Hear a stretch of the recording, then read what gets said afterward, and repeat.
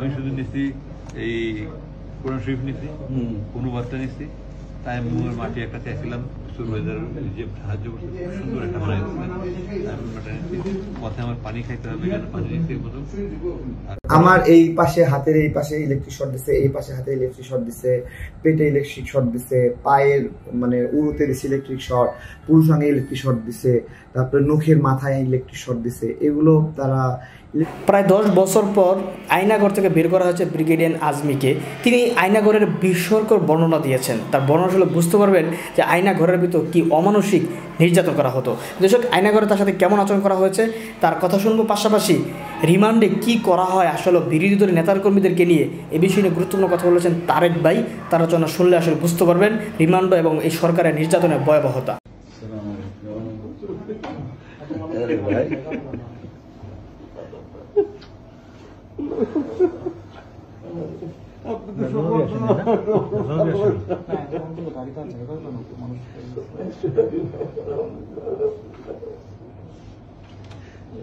তোমাকে মানুষের তো ভালোবাসা জানতাম না।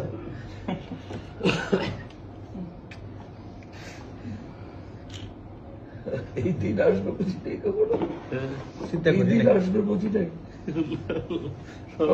বুঝিটাই এই দিন আসবে। আল্লাহ বলছে যে আমি জালেমদেরকে ঢিলে রসে ঢিলা দেকরানোর কথা যখন টানি তখন ছাড়ি না, একেবারে হেলিকপ্টারে করে পালাইতে হয়েছে।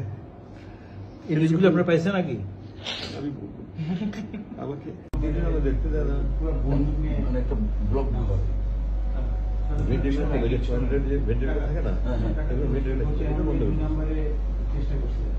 গামছা এটা দিয়ে একটা দিঘির পানি সঞ্চয় করা যায়। এটা যদি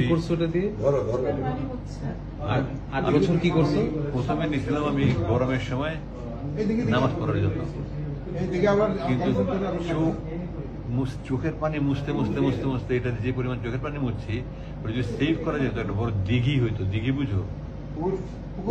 বিশাল বড় পুকুর, দিঘি হয়ে যেত। তো আমাকে বলতে আপনি যাদের নিতে চান, সবচেয়ে বড় বন্ধু এটা বানাইছে কি 8 বছর তো টিকছে। হ্যাঁ, কোম্পানির অ্যাডভার্টাইজ হয়। তো আমি শুধু নিচ্ছি এই কোরআন শরীফ নিচ্ছি, অনুবাদটা নিচ্ছি, তাই মুয়ের মাটি একটা চাইছিলাম সুরবাইজার যে সাহায্য করছে, সুন্দর একটা বানাই পথে আমার পানি খাইতে হবে, পানি নিচ্ছি। আর কোরআন শরীফটা দেখি কি অবস্থা 8 বছরে কত ছিঁড়া। আমি যে এখানে তালি তুলি লাগাইছি, আমি এগুলো সব লাগাইছি, আমি এগুলো সব করতে আমি লাগাইছি। আবার এখানে কমেন্টে লেখা আছে এই তর্জমায় অনুবাদে এত বেশি ভুল রয়েছে যে কোরআনের অনুবাদের ক্ষেত্রে এই ধরনের ভুল ক্ষমার যোগ্য। ফুটনোটস। এই জন্য 429 নম্বর পৃষ্ঠায় একটা সূরার 3টা নাম। হ্যাঁ হ্যাঁ হ্যাঁ, সূরা কাসাস, এই যে সূরা কাসওয়াস,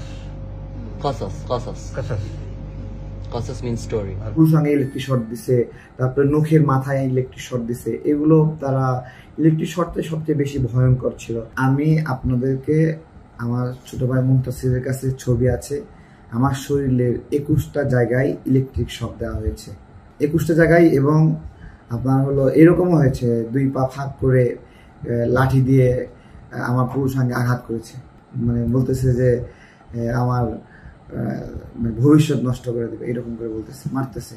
তারপরে আবার হলো আমাকে শোয়ায় ফেলে একজন 2 পা দিয়ে আমার এক হাত চাপলো, আর একজন পায়ের নিচে আর এক হাত ফেললো, আর একজন পিঠের উপর দাঁড়ালো, আর 2জন 2 পা এরকম ভাবে এরকম শক্ত করে ধরে রাখছে।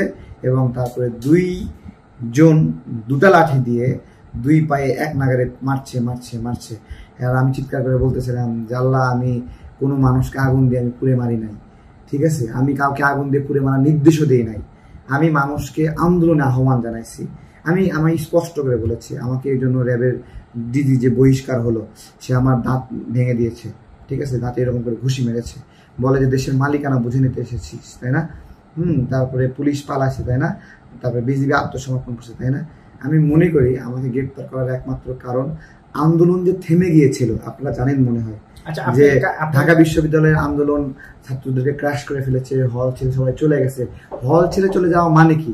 হল ছেড়ে চলে যাওয়া মানে আন্দোলন সেখানে শেষ, আর নাই। দেখেন, আন্দোলনের পুরাটা মানে মোমেন্টাম কিন্তু থামিয়ে দিয়েছিল শেখ হাসিনা সাকসেসফুল ভাবে।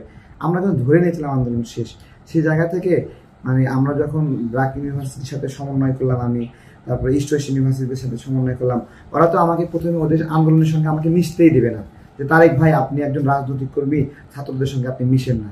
তারপরে আমি যেটা করছি যে তাদের কাছ থেকে দূরে থেকেই ফেস্টুন বানিয়ে প্লে কার্ড বানিয়ে ওদের কাছে পাঠিয়েছি যে ওদেরকে দাও।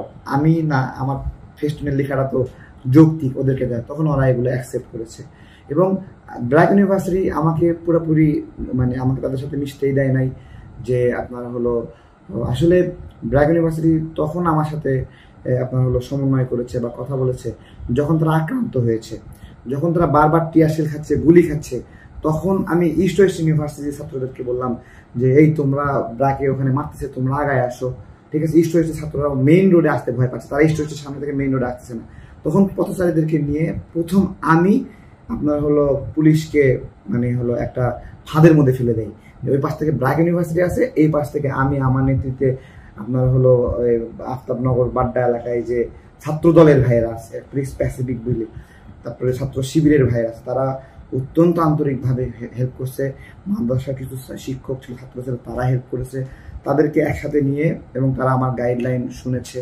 এবং আমরা যখন ব্র্যাক ইউনিভার্সিটির ছাত্রদের যখন গুলি করতেছে, আমি প্রথমে সকালবেলা ঘুম ভেঙেই দেখি ভিডিওর মধ্যে ব্র্যাক ইউনিভার্সিটি থেকে গুলি করতেছে।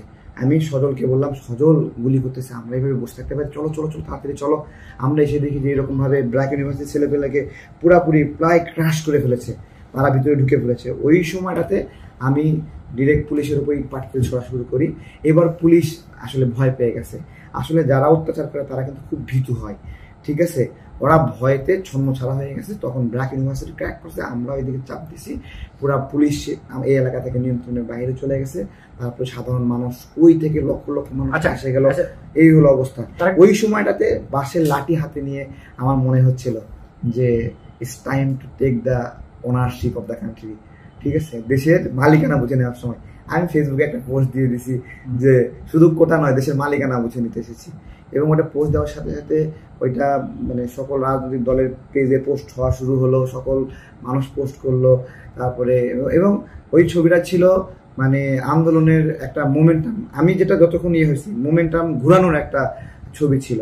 এবং আমরা যখন এপিসির উপরে নাচানাচি করছিলাম তখন মনে হচ্ছিল যে একটা যুদ্ধ বিধ্বস্ত দেশে আমরা বিজয় অর্জন করছি, লেটস মানে চিয়ার, ঠিক আছে, এইরকম একটা অবস্থা ছিল। তো এই সবগুলো কারণে যখন আন্দোলন নতুন মাত্রায় আবার শুরু হয়ে গেল, আমাদের শিশির ভাই বসুন্ধরা এলাকায় অসাধারণ পারফরমেন্স করেছে। শিশির ভাইয়ের নেতৃত্বে আমাদের গণ অধিকার ঢাকা মহানগরের সদস্য সচিব, ওনাকে অনেক ধন্যবাদ জানাবো। উনি সমস্ত অসুস্থ মানুষকে উনি অনেক সার্ভিস দিয়েছে। আমার মারতেছে, প্রচুর মারতেছে, চর থাপ্পড় মারতেছে, এরকম গাল ডাল ফুলাই ফেলছে মাইরা।